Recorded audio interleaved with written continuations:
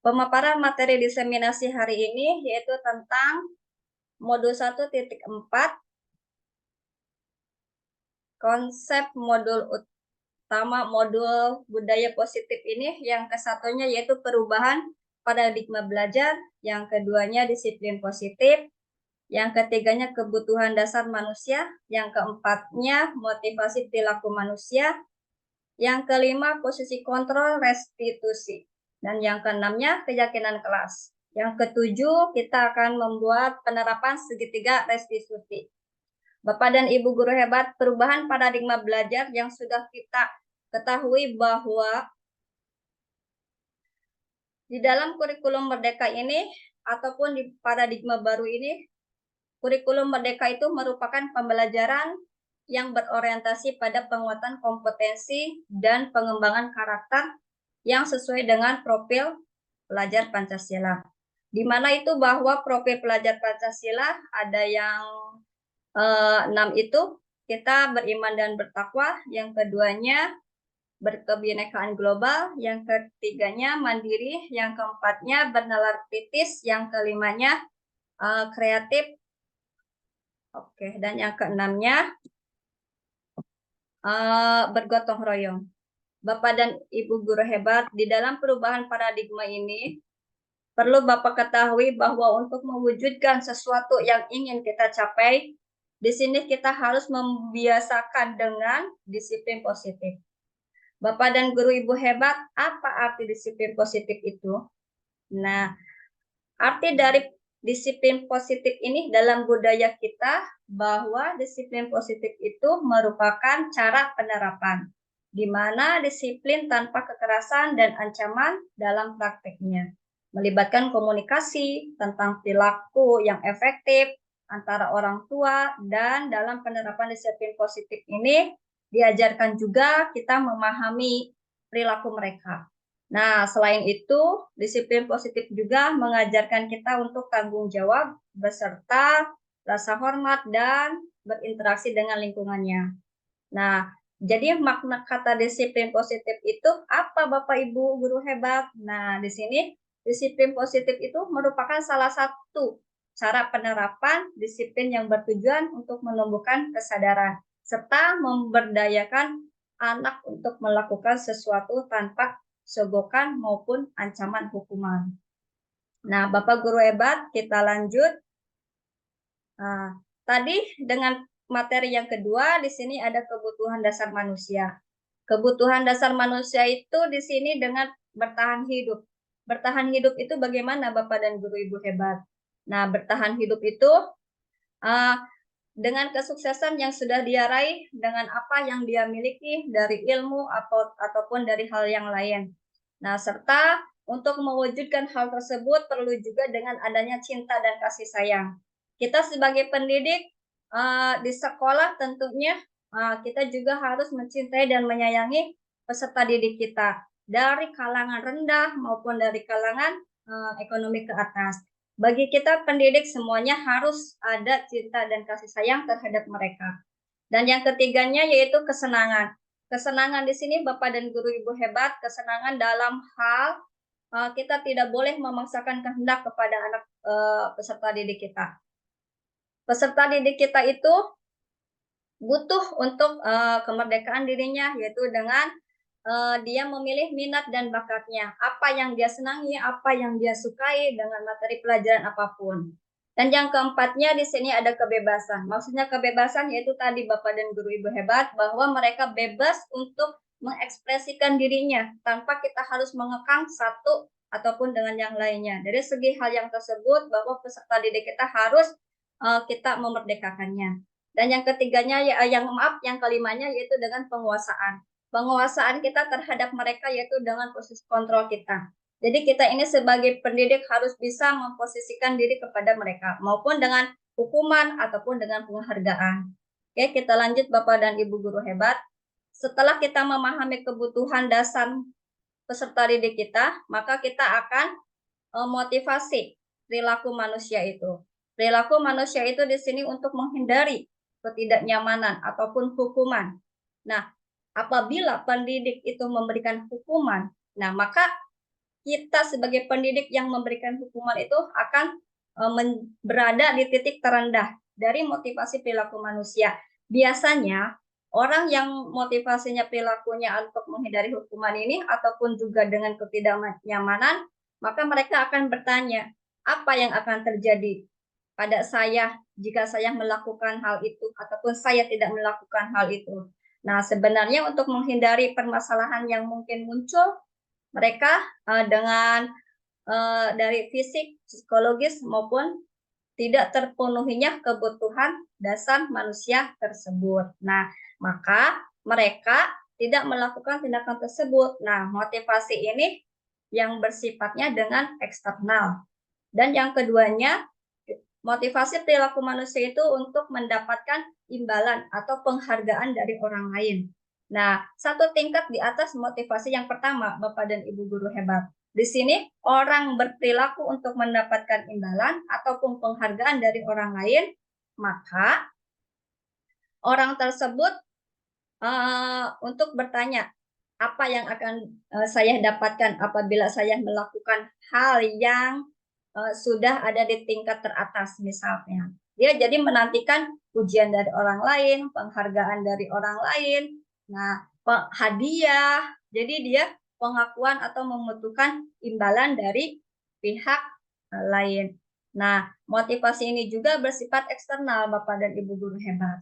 Nah, untuk yang ketiganya yaitu untuk menjadi yang mereka inginkan. Nah, mereka ingin menghargai dirinya sendiri dengan nilai-nilai yang mereka percaya.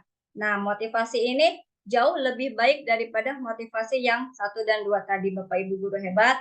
Nah, mereka melakukan sesuatu hal dengan nilai-nilai yang mereka miliki tanpa adanya atau tanpa dia mengharapkan imbalan atau penghargaan, pujian dari pihak manapun.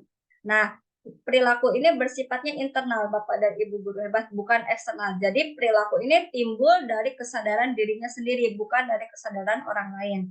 Nah, untuk yang ketiganya dalam memotivasi perilaku manusia ini, maka ada yang dikatakan dengan konsep disiplin dengan identitas gagal, Bapak Ibu guru hebat. Nah, di sini yang dinamakan dengan identitas gagal yaitu adanya dengan hukuman dan penghargaan. Kalau misalkan kita sebagai pendidik memberikan hukuman kepada peserta didik kita, nah maka mereka itu akan bagi mereka menyakitkan dan tidak nyaman. Murid murid murid akan merasa terpaksa ataupun kalau mereka melakukan kesalahan, mereka akan menyembunyikannya. Jadi mereka itu tidak jujur ataupun dengan murid menjadi rendah diri. Nah, maka jika posisi identitas itu dalam gagal penghargaan, dalam posisi penghargaan, maka tidak efektif atau merusak hubungan. Artinya mereka tidak mempunyai kreativitas. Menghukum dengan sistem ranking ataupun bisa saja dengan merampas hak yang menghargai dirinya ataupun menghargai orang lain. Nah, Bapak Ibu guru hebat, di sisi lain ada konsep disiplin dengan identitas gagal, maka juga ada yang dikatakan dari awalnya kegagalan, maka akan menjadi konsep disiplin dengan identitas sukses. Nah, bagaimana Bapak Ibu untuk menyukseskan identitas ini? Nah, di sini ada dua, yaitu dengan konsekuensi dan juga dengan restitusi. Maka konsekuensi yang kita berikan kepada peserta didik kita dalam jangka pendek dan perlu juga untuk memonitoring berkelanjutannya. Oke, selamat datang Ibu Nani dan Ibu Eka. Selamat siang dan selamat bergabung dengan acara diseminasi budaya positif saya hari ini dalam tugas CGP Angkatan 9. Nah, kita lanjutkan. Siang, Bu. Terima kasih, Bu Eka. Maka kita lanjutkan yaitu dengan konsekuensi dari identitas sukses. Nah, kehilangan waktu untuk mengurangi kesalahan itu akan lebih rendah dan untuk lebih tepatnya kita dengan restitusi. Restitusi itu seperti apa Bapak Ibu? Nah, di sini jika kita memiliki identitas sukses, maka murid juga akan lebih bertanggung jawab atas perilakunya serta fokus dalam pemecahan jangka panjang. Murid akan menghormati dirinya dan orang lain tanpa adanya disuruh atau pemaksaan. Nah, di sini juga gabung akan dengan teori kontrol. Dia bisa mengontrol apapun yang dia akan lakukan, baik itu benar ataupun salah, dia bisa memegang kontrol atas dirinya sendiri. Jadi murid itu bersemangat untuk memperkecil kesalahan dari yang sudah dia lakukan. Nah, kita lanjutkan Bapak dan Ibu guru hebat. Konsep disiplin yang kita tadi sudah sepakati dalam pendekatan restitusi. Nah, di sini sebuah cara untuk menanamkan disiplin positif pada murid, khususnya pada peserta didik kita yang ada di sekolah. Nah, tadi pengertian restitusi itu apa Bapak dan Ibu guru hebat? Nah, di sini restitusi itu adalah untuk menciptakan, proses menciptakan kondisi bagi murid untuk memperbaiki kesalahan mereka, serta mereka bisa kembali pada kelompok mereka dengan karakter yang lebih kuat ataupun dengan karakter yang lebih baik. Nah, bagaimana itu Ibu ciri-ciri restitusi itu? Nah, ciri-ciri restitusi dari pengertian yang tadi untuk melakukannya, maka contohnya itu dengan menebus kesalahan.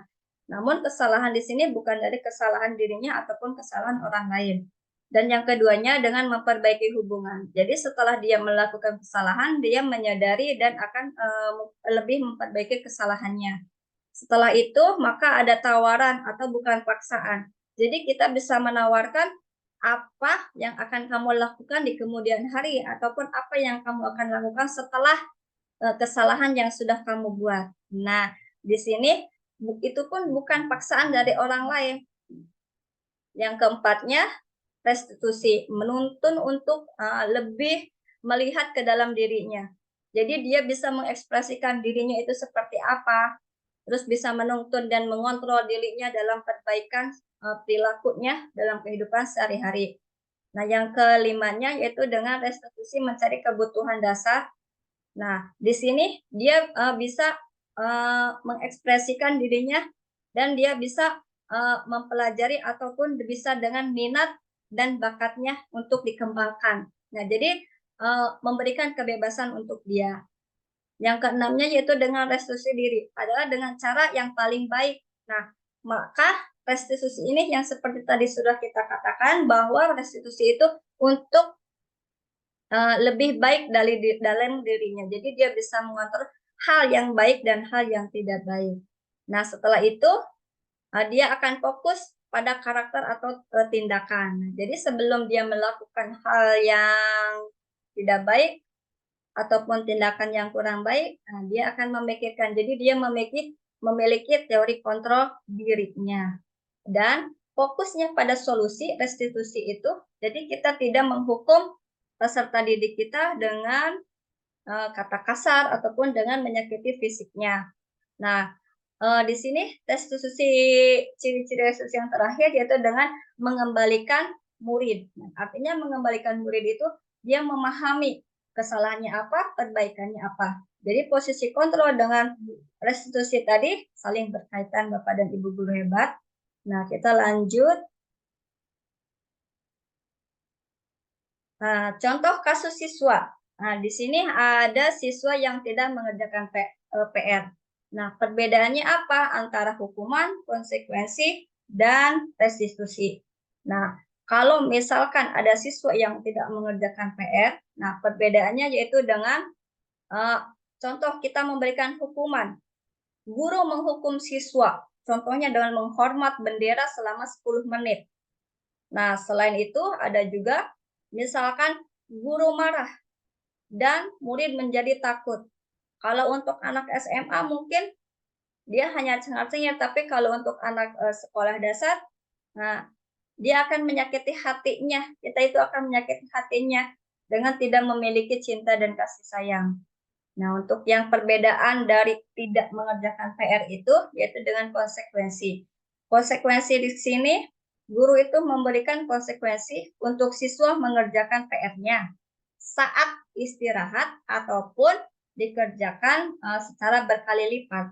Nah, setelah itu konsekuensi yang bisa kita tegaskan itu dengan misalkan guru lebih tegas lagi dan siswa menaati peraturan. Nah, untuk perbedaan dengan restitusi, nah, guru menanyakan, ini untuk lebih perbaikan yang lebih baiknya lagi, Bapak dan Ibu guru hebat. Nah, guru menanyakan, kenapa siswa tersebut tidak mengerjakan PR, setelah itu kita harus bisa menerima alasan, menstabilkan identitas, kita juga harus memvalidasi tindakan mereka yang salah, dan yang terakhirnya kita juga harus menghormati bahwa guru itu harus terbuka dengan situasi bagaimanapun murid kita. Nah, setelah itu kita bisa menghormati dirinya serta menghormati orang lain. Nah, setelah itu Bapak dan Guru Ebat, dari perbedaan anak yang tidak mengerjakan PR itu, nah di sini ada 5 posisi kontrol restitusi. Nah, apa sih 5 posisi kontrol restitusi itu? Nah, saya tanya Bapak dan Ibu Guru Hebat, pernahkah posisi Bapak dan Ibu itu ada di posisi yang mana? Apakah penghukum? Apakah pembuat merasa bersalah? Apakah sebagai teman? Apakah sebagai pemantau? Atau juga apakah sebagai manajer? Enggak, Bu Eka, pernah posisinya di mana di posisi konflik 5 posisi kontrol tersebut?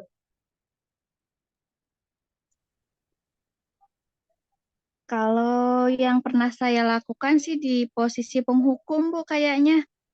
Oke, iya.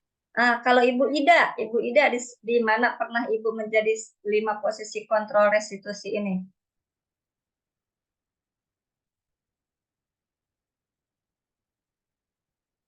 Oh, Ibu Ida, halo. Ada kendala rupanya ya.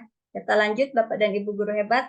5 posisi kontrol ini yaitu kita sebagai pendidik tentunya pernah melakukan hal 5 posisi kontrol ini.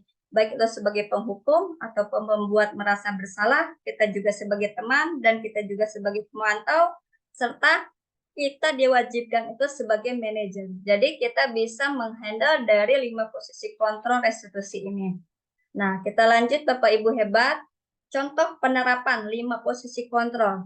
Nah, satu itu sebagai penghukum tadi ya. Bagaimana dengan penghukum itu? Contohnya dengan patuhi aturan sekolah lalu berdiri di depan kelas. Nah, itu sebagai penghukum Bapak Ibu Guru Hebat. Dan yang keduanya sebagai pembuat merasa bersalah. Nah, contohnya dengan kata-kata yang lebih baik. Berapa kali Bu Guru harus memberitahu kamu, Bu Guru kecewa sama kamu. Nah, kita memposisikan diri itu sebagai pembuat merasa bersalah. Dan yang ketiganya yaitu dengan kita sebagai teman. Kalau sebagai teman mungkin kata-katanya juga beda lagi Bapak dan Ibu Guru Hebat. Nah, contohnya dengan ayolah tertib, buat Bu Guru bangga kali ini. Tidak apa-apa, kamu salah. Nah, itu akan ada lebih halusnya karena kita posisinya di posisi teman. Dan yang keempatnya yaitu dengan pemantau. Nah, kamu sudah melanggar apa? Peraturan dan konsekuensinya apa yang sudah kamu langgar? Nah, untuk yang kelimanya kita memposisikan diri sebagai manajer. Nah, apakah kamu tahu kesalahanmu? Nah, kira-kira bagaimana kamu akan memperbaiki diri dari kesalahanmu itu? Nah, secara tidak langsung kita memberikan rasa dia tidak merasa bersalah dan juga kita memberikan dengan validasi tindakan yang salah yang sudah mereka lakukan. Dan yang keempatnya, kita membuat mereka itu dengan keyakinan kelas yang mana yang mereka sudah langgar. Nah, Bapak dan Guru Ibu Hebat, kita lanjut dengan materi yang keempatnya yaitu keyakinan kelas. Nah, keyakinan kelas ini mengapa keyakinan kelas dan mengapa tidak peraturan kelas. Nah, di sini apa ya mengapa kita punya peraturan tentang penggunaan helm saat mengendarai kendaraan roda 2 ataupun motor. Nah, yang keduanya mengapa juga kita memiliki peraturan tentang penggunaan masker dan mencuci tangan setiap saat. Nah, di sini ada pertanyaan untuk keyakinan kelas. Nah, kita akan membahasnya Bapak dan Guru Ibu Hebat. Selamat datang Bu Rostika, selamat siang dan selamat bergabung di acara diseminasi kita hari ini.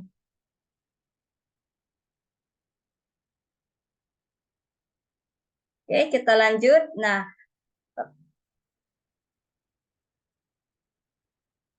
kegiatan dulu. Kegiatan kita membuat keyakinan kelas. Nah, kegiatannya itu seperti apa? Apa yang harus kita lakukan? Nah, untuk kita membuat keyakinan kelas di dalam kelas kita masing-masing, Bapak dan Guru Ibu hebat, kita membuat curah pendapat dulu dengan peserta didik kita, mereka maunya apa, mereka maunya seperti apa. Nah, setelah kita mendengarkan curah pendapat dari peserta didik kita juga mencatat semua pendapat yang masuk dari peserta didik kita.